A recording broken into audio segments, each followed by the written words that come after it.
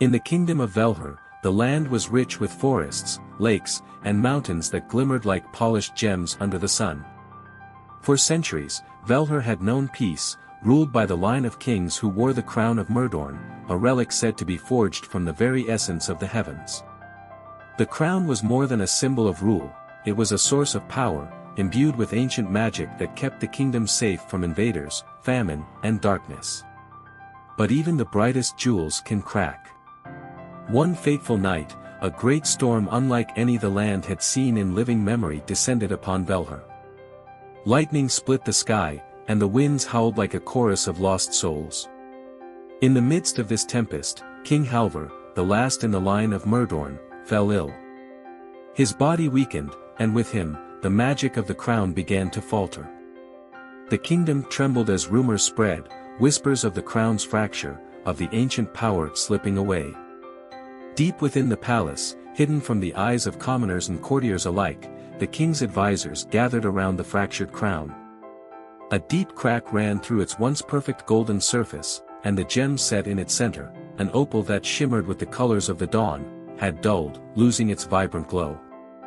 The oldest among the advisors, Eirik, a mage who had served the Myrddorn line for decades, stepped forward. "The crown is dying," he said, his voice barely more than a whisper. "And with it, the kingdom will fall." "But the crown has always been our source of strength," another advisor protested. "It has never faltered, not in 1,000 years." "That was before," Eirik said, his voice grave. "The crown's power comes from the Wells of Aldur, ancient sources of magic hidden deep within the land. But the wells have been tampered with. Someone, or something, is draining their power." The council fell into silence. It was known only to the most trusted advisors that the Wells of Aldur existed, scattered across the far reaches of Velhar. They were said to be guarded by forces older than time itself, beings of great power who maintained the balance of magic in the world. King Halvor, pale and weak, stirred in his bed. His voice was a rasp, barely audible, but the room fell silent at the sound of it. "The wells," he whispered. "They must be restored. Or all will be lost." Far from the royal palace, in the quiet town of Nerith, a young woman named Lyra was working in the village's forge, shaping steel with practiced hands. Lyra was no ordinary blacksmith, she had been born with the ability to sense the magic hidden in the world. As a child, she could feel the hum of energy in the trees, in the rivers, and even in the air. Her gift had always set her apart, but she had kept it hidden, afraid of what it might mean.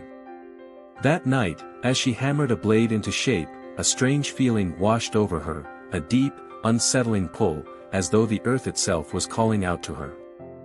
She paused, wiping the sweat from her brow, and glanced up at the darkening sky. The wind was picking up, carrying with it the scent of rain, but there was something more, something wrong. Lyra set down her hammer and stepped outside. The village was quiet, the streets empty as the townsfolk sought shelter from the coming storm.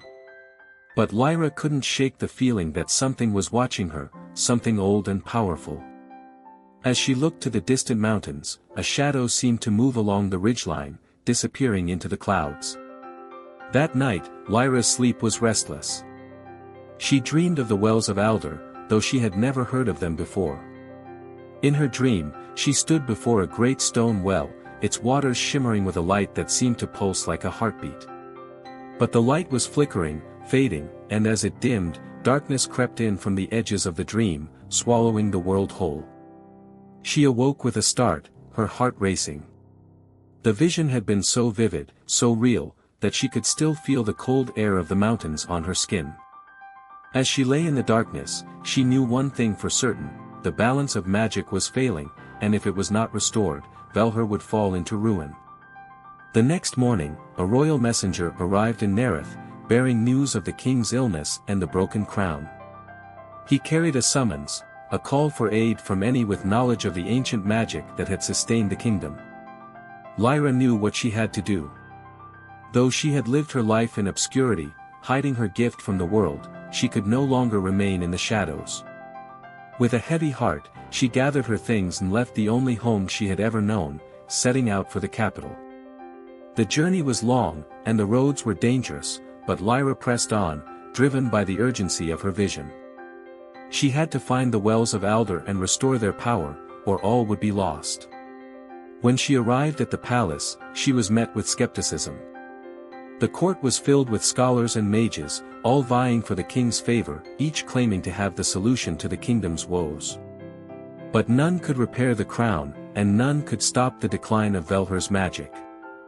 Lyra, humble and unassuming, was dismissed at first. But when she spoke of the Wells of Aldur, the council fell silent. Few knew of the wells, and fewer still had ever seen them. But her vision had revealed their location, hidden deep within the mountains, guarded by ancient forces. King Halvor, too weak to rise from his bed, summoned her to his chamber. His face was pale, his eyes sunken, but his gaze was sharp as he listened to her tale. "You are our last hope," he said, his voice barely above a whisper. "Go to the wells. Restore the magic. Only then can the crown be made whole again." With those words, Lyra set out on a journey that would take her to the farthest reaches of Velhar, through forests filled with ancient spirits, across treacherous rivers, and up the snow-capped mountains where the Wells of Aldur lay hidden. Along the way, she encountered others who had been drawn to the wells, warriors, scholars, and even thieves, all seeking the power of the ancient magic for their own purposes. But Lyra was different. She sought not power, but balance. The closer she came to the wells, the stronger the pull of the earth became, guiding her steps even as the forces of darkness closed in around her.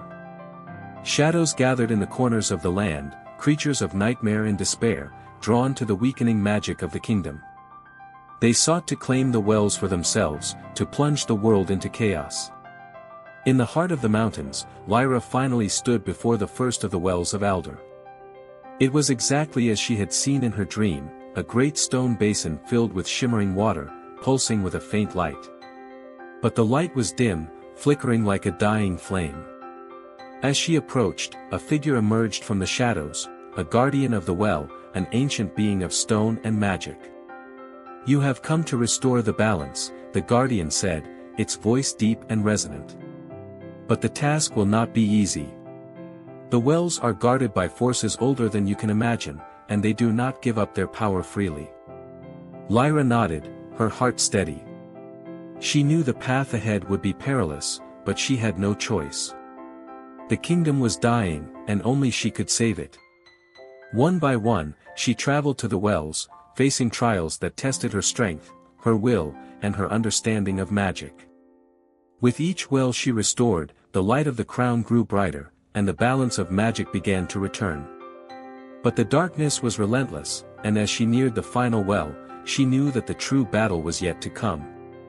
In the depths of the final well, she faced the force that had been draining the magic from the land, an ancient sorcerer who had long sought the power of the Wells of Aldur for himself. He had been waiting for her, knowing that she would be the one to restore the magic, and he had prepared a final, deadly challenge. The battle was fierce, a clash of wills and magic that shook the very foundations of the mountain. But in the end, Lyra's resolve proved stronger.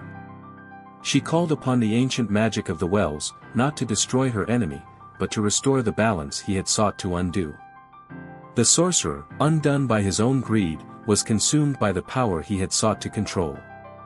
With the final well restored, the crown of Myrddorn was made whole again. The light of the wells flowed through the land, bringing peace and prosperity back to Velhar. Lyra, exhausted but triumphant, returned to the palace, where King Halvor, now healed by the magic of the crown, welcomed her as the savior of the kingdom. But Lyra knew that her journey was not truly over. The balance of magic was delicate, and the Wells of Aldur would always need a guardian. With the crown restored and the kingdom safe, she set out once more, this time not as a blacksmith, but as the keeper of the wells, the protector of the ancient magic that sustained the world.